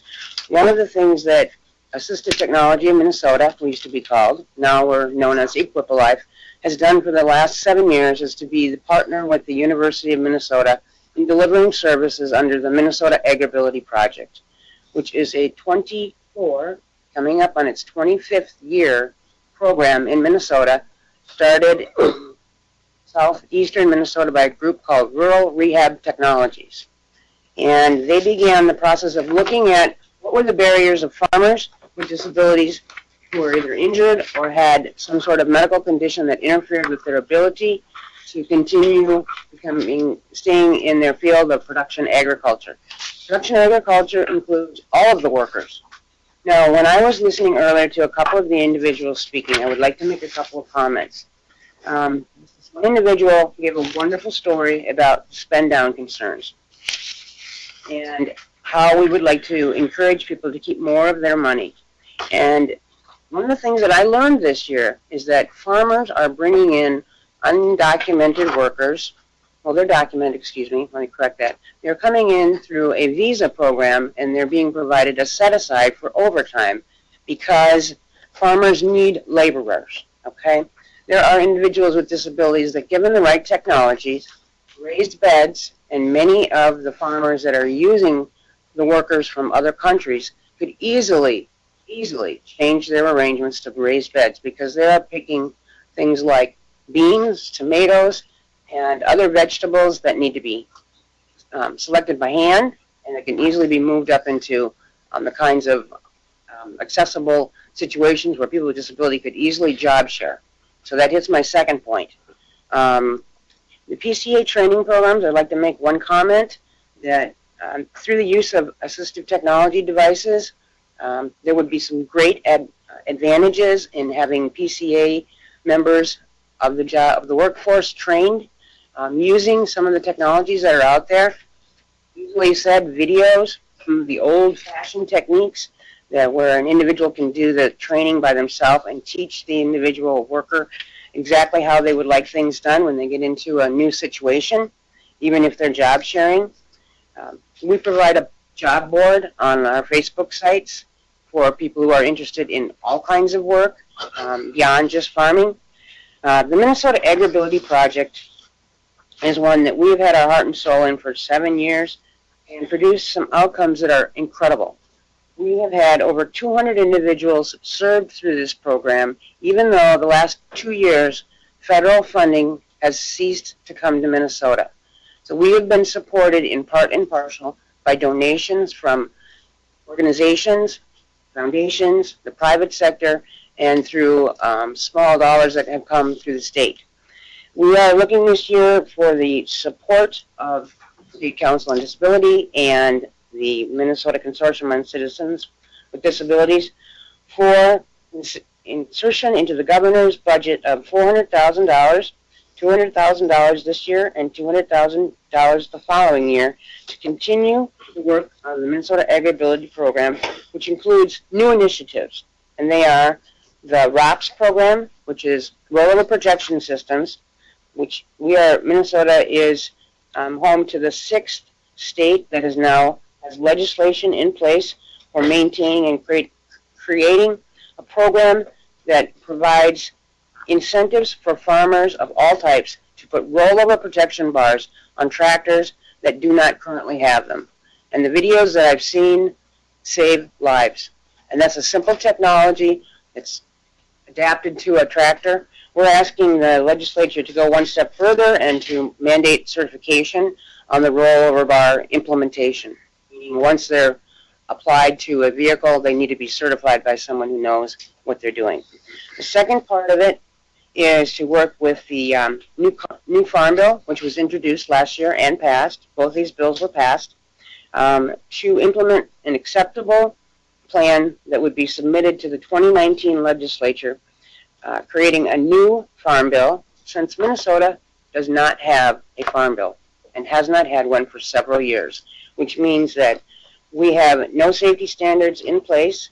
As a result, Minnesota has a third leading cause of injury in occupations, farming.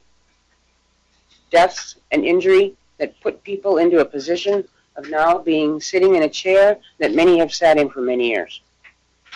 Around the room, there could be many people here who have disabilities as a result of simply being involved in a day-to-day accident, and farming is very dangerous. So the safety bill is critical that we get back to the work that was put in place 20 years ago and put a good, strong bill into place that requires Minnesotans who are involved in production agriculture to actually follow a safety standard. This bill will offset a portion of the USDA's 4-year cycle that we have applied for that is due to come out in January of 2017. The idea is that the partnership between the state and the community project that has done AgriBility for the past 7 years must continue or it will go away. And the farmers who would like to remain on the farm or need just a small bit of assistance or a great deal of assistance to continue providing food for your table will go away. We right now have 87,000 individual family-owned farms. It does not count the corporate farms. Every time we lose a family farm to the corporate farm, we lose touch with technology. Because what's coming in is a corporate organization that sets aside the standards of any safety, sets aside what assistive technology is, and how it could have helped that farmer remain a productive member of the community. So we're asking for the support of the groups that are around the table, the Department of Agriculture, which Commissioner Frederickson has given us his support, and we look forward to working at yet another initiative to keep a program strong in Minnesota that we need. Great. This is fantastic to hear. And I think this is kind of a new issue, I think, for the people with disabilities to be hearing more about. And it's vital. So there are so many jobs available in the field of production agriculture that almost anyone could do. And I think the concept of job sharing, which was brought up earlier, several of the issues that were brought to the attention of this group before I sat down. Looking at the Olmstead Act, workforce investment, let me get it right. Those are on the table, the new workforce incentives. Yep. Great. Well, we need to keep on moving on. So thanks, Carol. My cards are up here, and I left information out by the front about what our agenda is for this year. Thank you, everyone, for taking the time to listen to us today. I'm going to have George come up here. George Shardlow is my new legislative person. David Finley, who you know, is still with our office, but has moved on to another project within my office. But George has come back to work with us for this legislative session, and he's going to really quickly talk about some of the things we have got going at the Council on Disability legislatively. Thank you, Joan, and thanks again to all of you in attendance here and watching online. As Joan said, I'm just going to briefly run through our agenda for the coming session. First, we're seeking funding to expand our outreach on accessibility. Last session, the legislature was gracious enough to give us funding to go out and engage businesses and other community stakeholders around the state to find proactive solutions for barrier removal. And already we've seen just a tremendous response. Folks are excited about this work, and so we are keen on continuing it. Next, we have 2 policy proposals. The first relates to disability parking plates. Currently, the statute is written such that once an individual with a disability turns 18, their name must be on the title in order to be eligible for disability plates. And so in the case of a caretaker of an adult child or what have you with a severe disability, we want to make sure that those families are fully eligible for disability plates as well. The second policy proposal involves the state's statutory language on the state accessibility code. Currently, state buildings built or remodeled after July 1st, 1963 are only required to make accessibility improvements if they undertake a new remodeling project. So state statute does not suggest the need for remodeling solely for the purpose of accessibility improvements. Those accessibility improvements are already covered under the Americans with Disabilities Act, that is federal law. So this is not necessarily creating an added regulation. It's making sure there's no confusion out there resulting from the discrepancy in the state and federal language. Finally, we continue to advocate for the creation of a governor's task force on self-driving vehicles. We believe that, as you've previously heard, self-driving vehicles have enormous potential to improve the lives of Minnesotans with disabilities, and we want to be proactive about anticipating any policy or regulatory changes that need to be made in response to the advent of that technology. What I've outlined thus far are the internal priorities we at MISCOT have identified. However, I want to stress that we are always here as a technical resource for the legislature, other agencies, above all else, Minnesotans with disabilities, and of course everyone here. As you've heard today, there are numerous issues facing the disability community here in Minnesota. Anything we can do to partner with you and support the work that all of you are doing to make life better for Minnesotans with disabilities, we are ready and eager to provide that support. Thank you.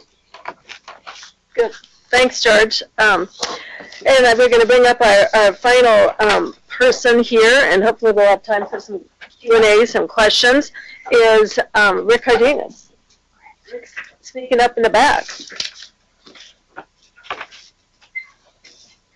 Well, thanks, Rick, for coming. And Rick, everybody knows he's another person that thinks he's retired. All these people that think they retire, they never get to retire because our issues never go away. That's the, I don't know if that's a good news and bad news. So Rick is going to talk to us, kind of give us some marching orders, so to speak, and talk about the lay of the land of how things have kind of are shaping up here after the elections. So I'm going to let him take it away, and I want to give you just about 4 minutes. How's that? I'll just shave you by one. I know. No, I prepared 4 minutes and 20 seconds. So I know. I'm cruel. Yes. So I want to give a little history. We're talking about, right now it seems we're talking about zero. We're starting at zero. No. Over 55 years ago, I broke my neck, crushed my spinal cord, and ended up using a wheelchair.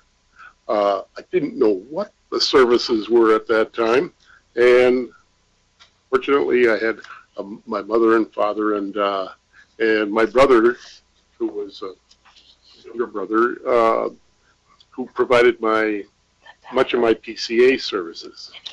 However, this was middle 60s, and my brother got drafted into the war, and unfortunately, he got killed in Vietnam. So I had to try to figure out what to do after that, and somehow found Ramsey County Nursing Services, which then got in and had to figure out what sort of services they provided. Eventually, I did get an assessment with Ramsey County, and lo and behold, they provided some services that I didn't know were available. So that's a long time ago, in the 60s. And so they provided nursing services plus PCA services. And they would actually give you a cash grant to buy things like your needed, that you, to fulfill your needed services. What a concept, to give you the cash and a system that would trust and respect you enough to go and allow you to buy the services that you needed.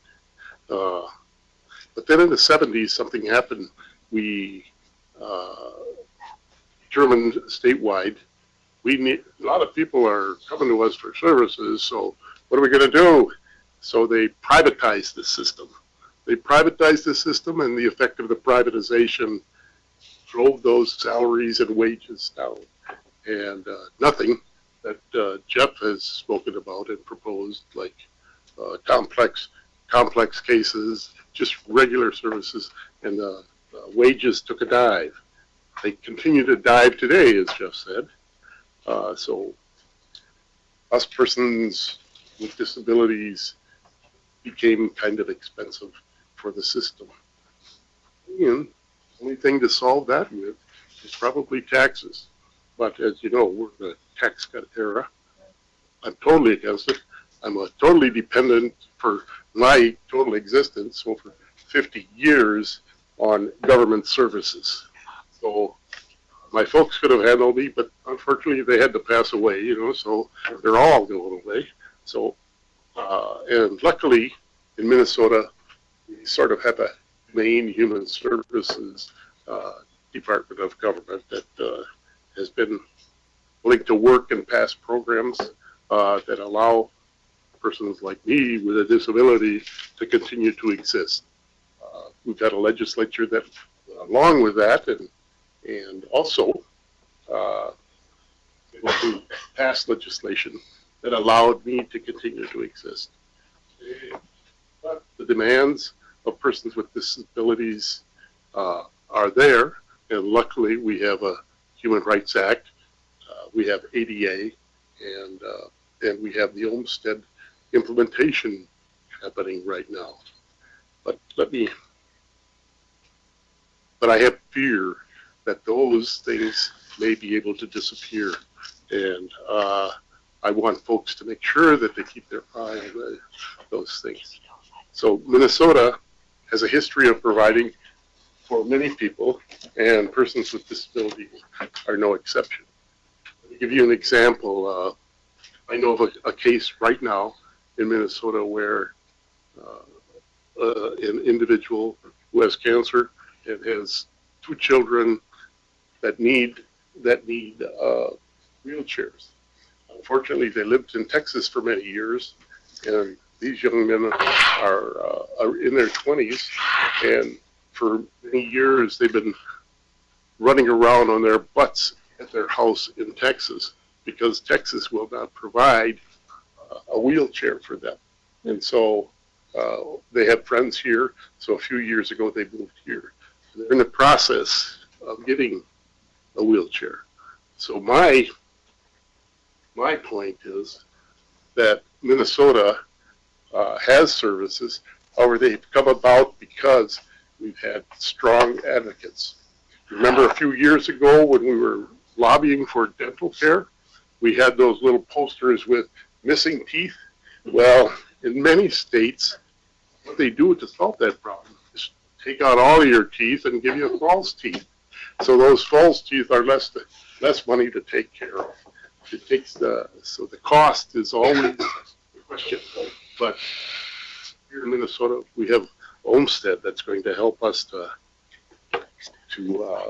make sure that we keep those teeth in our head, even if we need some help, instead of running around with no teeth or getting those false teeth. So I want us as advocates to keep vigilant on what's happening at the legislature, at the state, and make sure we continue those waivers, MA, EPD, CADI, and hopefully CFSS. So I want you to make sure you're there. I want to make sure you're understanding that it's taken us 50 years to get here, as I can attest to. So let's not make it go away, because then we'll need another 50 years.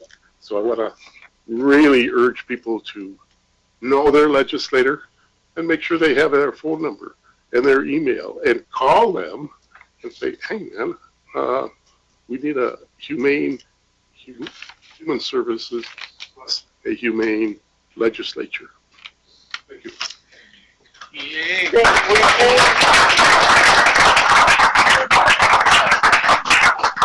you. great way to end.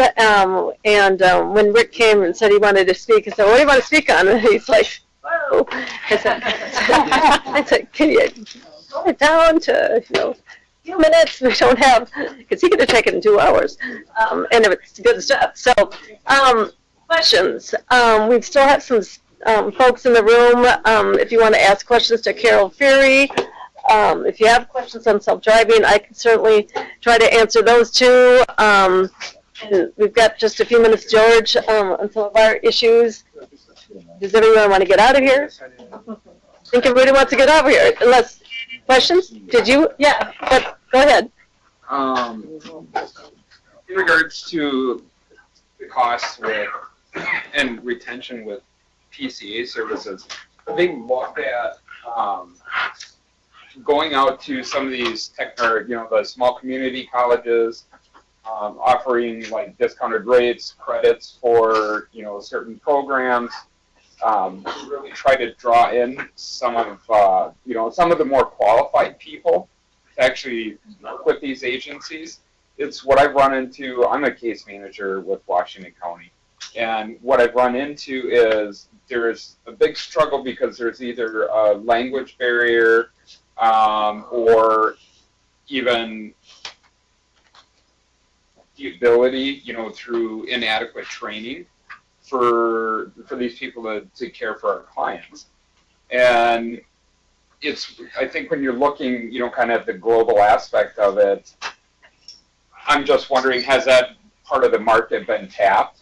Going in and, I know they're talking about scholarships, but I'm just thinking, it's like, ultimately to move on to any type of a nursing career, or even if they're using this as a step down to any type of medical profession, it really provides that ground-based knowledge that you need to have to provide person-centered planning. I'm going to have Jeff Bangsberg jump in. And I'll answer this very quickly, and that is, we are starting those discussions right now. With the opportunity that I had to speak in front of the sub-cabinet, Assistant Commissioner, from the Workforce Centers, the Workforce Initiative, has basically heard us loud and clear, wants us to work with the educational systems. The Department of Education was there too. We're planning on working with not only the workforce centers within each county, but also the MnSCU systems and the community colleges and technical colleges, and do something similar that's done with the CNA program, the Certified Nursing Assistant, and have a parallel track for personal care assistants to potentially utilize as a career ladder, if you will, or career lattice to advance themselves, because the personal care wage is not enough to be money to be brought in from the federal government to make that an end point. So therefore we need it as a stepping stone, so to speak. But yes, the answer is yes, we are under those discussions right now, and any ideas that you might have, or you brought forward a good one, is how do we tap into the other educational facilities to bring them into the process of becoming competent and trained for offering services into the field is critical right now, especially with consumer choice, PCA, which really fits to the person-centered planning aspect, which is much more of a individual-based model that would help build an infrastructure for caregivers coming in. We have to look at this whole personal care assistant program differently now. It's too vast and too large to just keep trying to raise all boats at the same level. We have to pinpoint and focus on specific areas of need and direct those areas with specific training or whatever it might need in order for that to succeed. That's the only way I see this happening, because the cost is too great. It's like 1% for every 1%. We're talking over $10 million just to get a 1% rate increase. That equalizes at about 5 cents, I believe, or if that. Right. So, how do I become more involved? Let's talk afterwards. Great. Questions? Okay, we'll take a couple more and then we'll need to wrap up. Go ahead. My name is Kim Petman, and I'm a policy advocate, formerly from the North Metro. Now I live in St. Cloud Metro. So it's not really a question, it's more of a request. could the people that have been in this for a long time mentor the new people? Kind of thinking like a conveyor belt that, you know, some people get older or have to retire.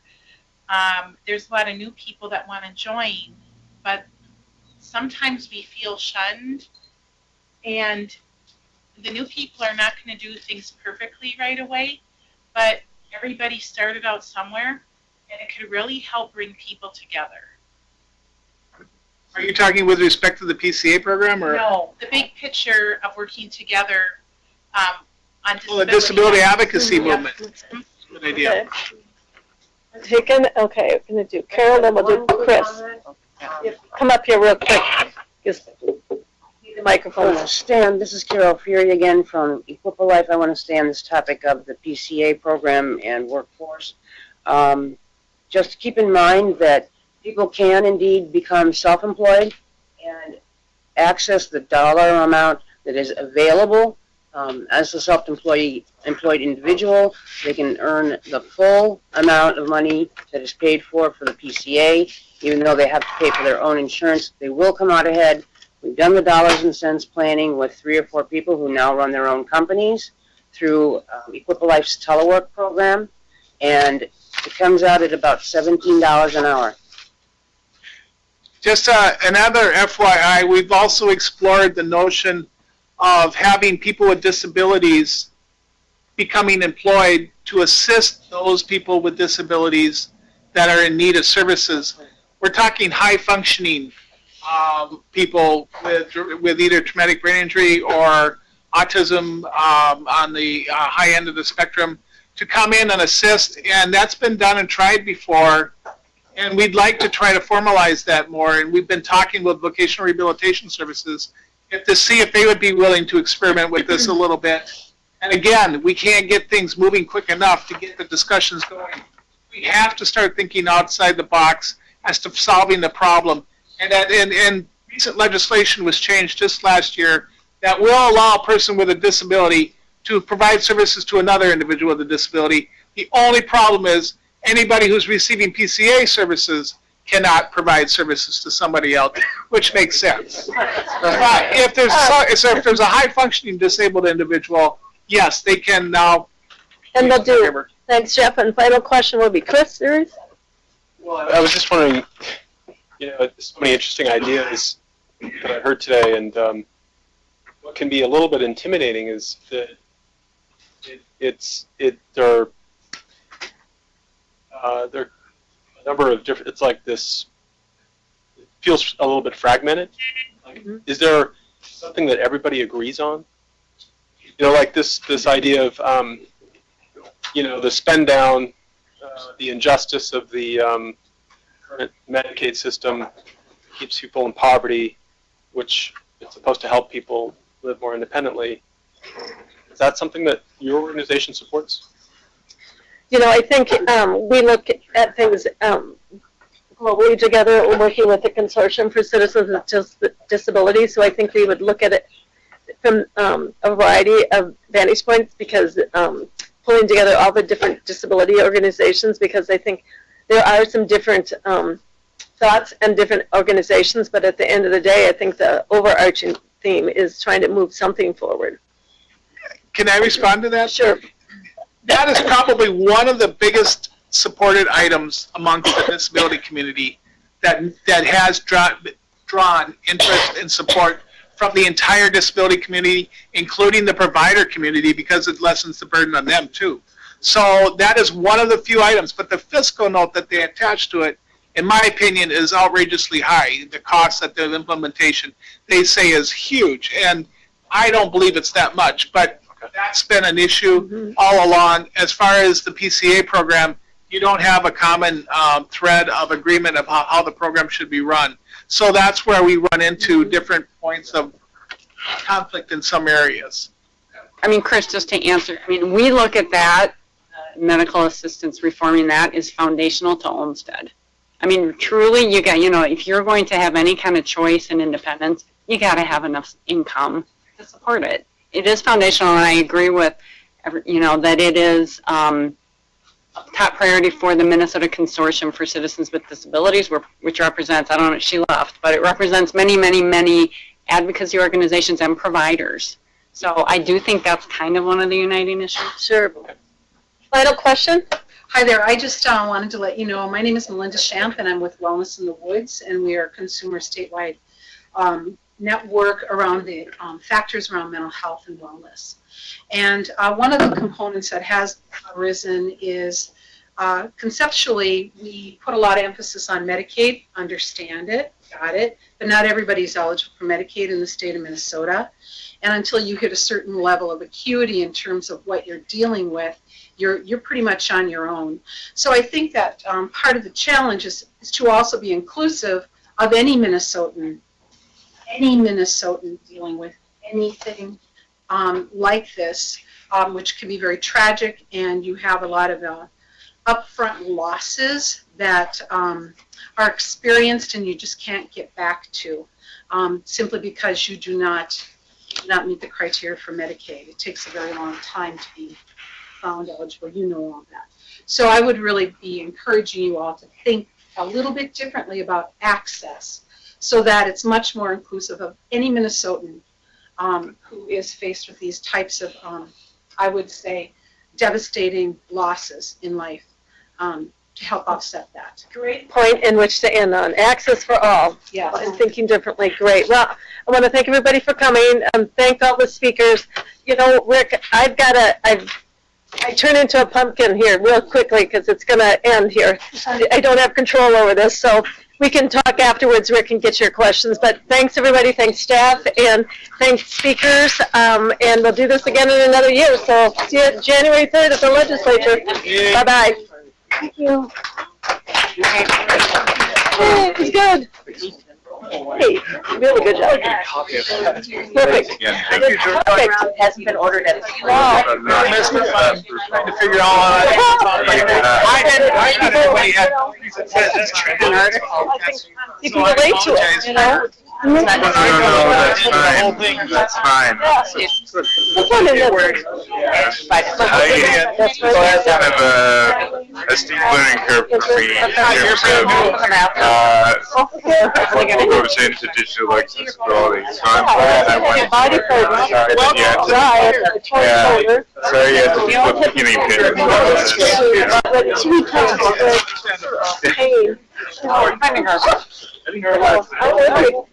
who the hell's gonna help? You know?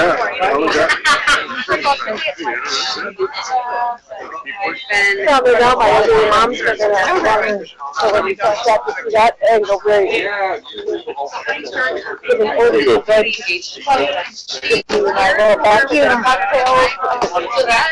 When we, I don't know what the